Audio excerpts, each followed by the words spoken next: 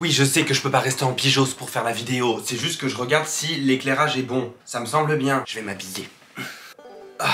N'en déplaise aux hétéros fragiles, je m'étais dit qu'un petit peu de virilité dans mes sapes et dans mon gobelet, hein, jusqu'au bout des doigts, ça allait pas faire de mal finalement. Bonjour à tous! Aujourd'hui nous nous retrouvons dans une nouvelle vidéo, toute nouvelle, toute neuve. Attention, c'est frais, ça sort, ça fait du bien, ça fait un peu de fraîcheur pour le printemps, les choses comme ça, on adore. Je suis vraiment fan de ce gobelet, on est d'accord. Excusez-moi, regardez-moi cette perfection. Fini de regarder, ça va vous éblouir. Bienvenue dans cette nouvelle vidéo. Aujourd'hui pour fêter les 10 000 abonnés que nous avons même un petit peu dépassé, je crois qu'on est à 10 500, un truc comme ça, mais attendez, mais on ne s'arrête plus, on ne s'arrête plus. 10 600 même à l'heure où je vous parle, et comme la vidéo sort que dans une semaine, ça se trouve on sera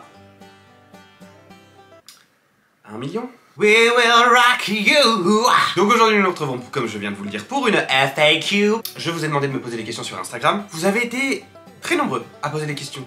Certaines pas intéressantes mais drôles, certaines très intéressantes, pas drôles, mais c'est pas grave, j'en ai sélectionné quelques-unes. Désolé si votre question n'a pas été sélectionnée, vous imaginez bien que j'ai dû recevoir un truc comme 3000 ou 4000 questions. Bah je trouve que, après faire un long métrage de FAQ, je suis pas sûr que ça vous intéresse des masses. On va rester sur une vidéo d'une quinzaine de minutes, il me semble, c'est pas mal. Ah attendez, j'ai Pôle emploi qui me contacte. Bonsoir. Là, pourquoi est-ce qu'ils m'appellent autant? Je pense qu'ils sont fans de moi, parce qu'au final, je ne vais pas vraiment avoir besoin d'eux, mais c'est pas grave, c'est pas grave. C'est devenu grave ma pote, ma conseillère Pôle emploi, c'était trop bien. Bref, qu'est-ce que vous faites là? Ah oui, FAQ. Ah oui, si, je disais, si vous n'avez pas été sélectionné, vous inquiétez pas, vous serez sélectionné à la prochaine FAQ, à la prochaine session. Alors, je sais pas si vous voulez que je dise vos pseudos. Dans le doute, je vais pas les dire, prenez-le pas mal. C'est juste parce qu'il y en a peut-être qui veulent rester anonymes. Et je vais pas m'amuser à contacter toutes les personnes pour dire est-ce que tu veux rester anonyme ou est-ce que tu veux que je dise son pseudo? Parce que j'ai la flemme, hein, y a pas de raison particulière à ça, vous comprenez bien. Oh, putain, c'est le bordel sur la table de chevet.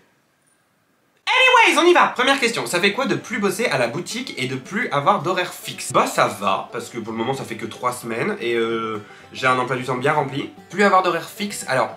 En l'occurrence, d'horaire de travail fixe, ça je suis d'accord. Par contre, je me lève toujours aux alentours de 8-9 heures parce que chérie a son travail et du coup je fais en sorte de me lever en même temps que lui parce que je veux surtout pas me déphaser complètement. Et du coup j'ai un petit peu ma routine, c'est-à-dire que le matin c'est soit je vais au sport, soit je tourne ma vidéo de TikTok pour le midi, soit je tourne une vidéo pour YouTube, ou alors je fais l'inverse. Soit le matin je vais au sport et je fais les vidéos l'après-midi, soit je fais les vidéos le matin et je vais au sport l'après-midi. Comme aujourd'hui par exemple, j'irai au sport cet après-midi. Non, j'ai plutôt un bon rythme. Je vais voir pas mal de collègues du coup maintenant, hein, qui sont aussi influenceurs. Donc non, mes journées sont bien rythmées pour le moment. C'est un peu plus calme. Alors les 2 premières semaines c'était un rythme de dingue. C'est-à-dire que, enfin, vraiment c'était pire que quand j'avais mon travail au magasin. Et cette semaine c'est beaucoup plus calme. Ça me permet aussi moi de me reposer un petit peu. J'avais bien conscience que dans les premiers temps j'allais pas être débordé. Mais plutôt que de m'apitoyer sur mon sort, je me dis qu'il y en a plein qui aimeraient être dans ma situation, pouvoir travailler, avoir des revenus, pouvoir vivre en n'étant pas débordé. Enfin, je peux prendre du temps pour moi, je peux prendre du temps pour mes proches, donc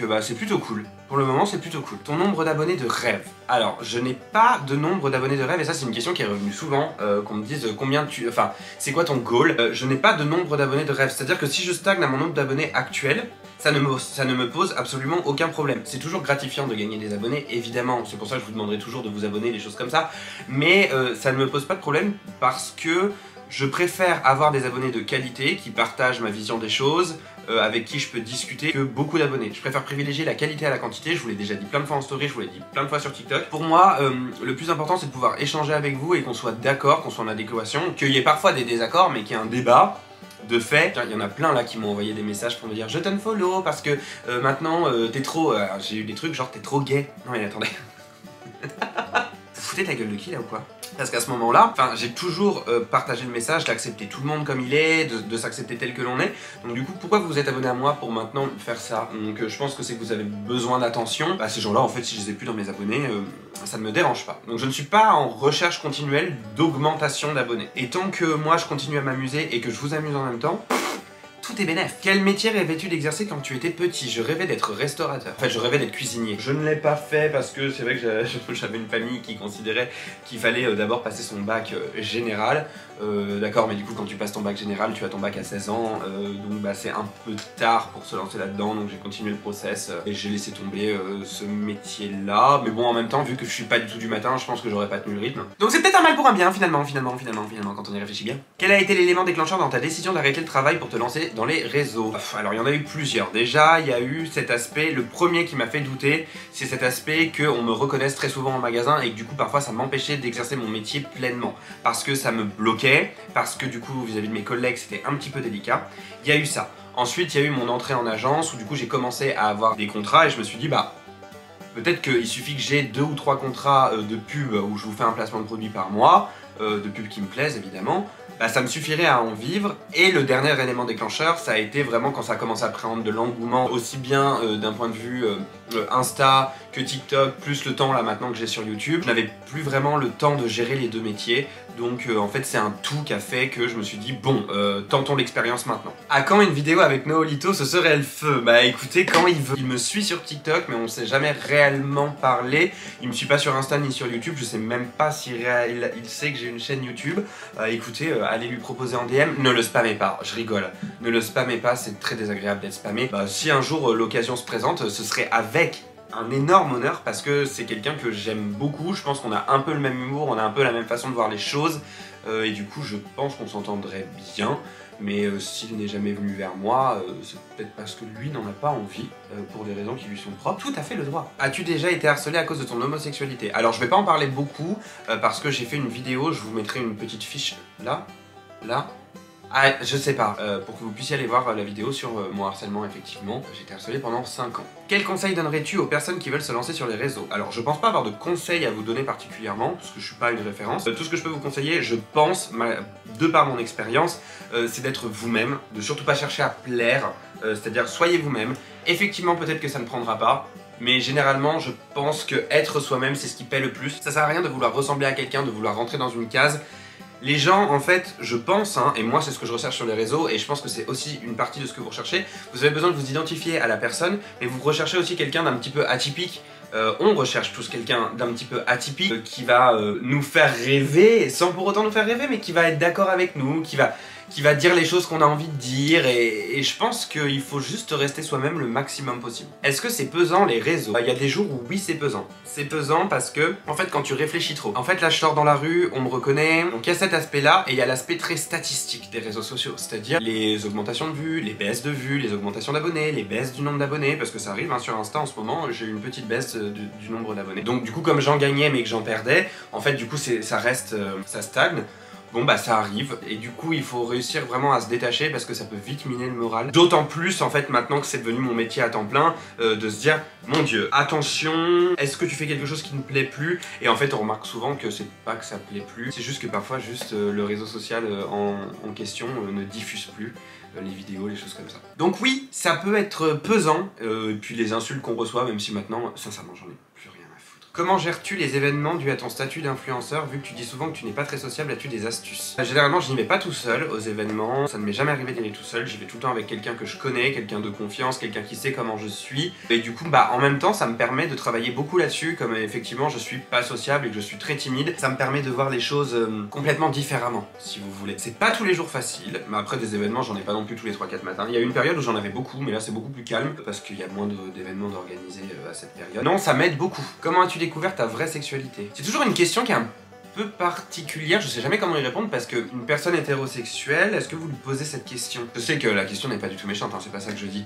Ce que je veux dire c'est que du coup bah pour moi c'était pareil en fait, c'est que pour moi j'ai été attiré par les hommes et du coup ma sexualité c'est pas vraiment une découverte que j'ai fait, c'est que pour moi ça a toujours été une évidence. Effectivement je voyais que dans les films et tout, c'était souvent des personnes de sexe différents, mais vous voyez par exemple j'ai grandi avec Buffy contre les vampires, dans Buffy contre les vampires il y avait 2 femmes qui étaient en couple. Puis moi ma famille a toujours été relativement ouverte à ce niveau là, donc bah j'ai pas vraiment... j'ai pas découvert ma sexualité, c'est-à-dire c'était normal, j'étais attiré par les hommes, c'était comme ça, c'était un fait. À quel moment tu t'es dit tiens je vais raconter des anecdotes en commandant Uber Eats? En gros j'ai commencé à faire des vidéos en mai 2020 pendant le premier confinement et je ne mangeais pas dans ces vidéos. Et en fait quand j'ai repris le taf j'ai dit mais j'ai plus le temps en fait de faire des vidéos.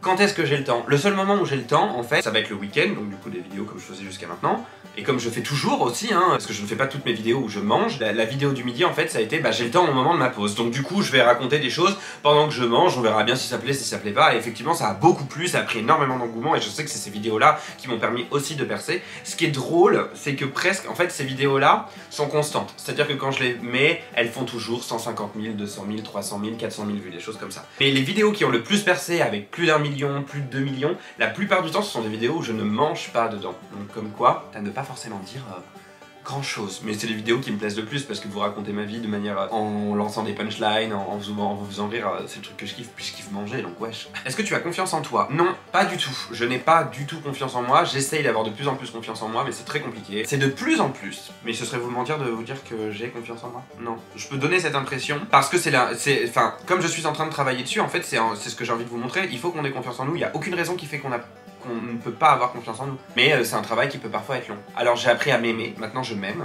Mais par contre je n'ai pas encore pleinement confiance en moi. Je doute tout le temps de ce que je vais faire. T'as fait ta première fois à quel âge? Alors j'ai fait ma première fois à 16 ans. Ça s'est mal passé. Non, c'était de la merde, voilà.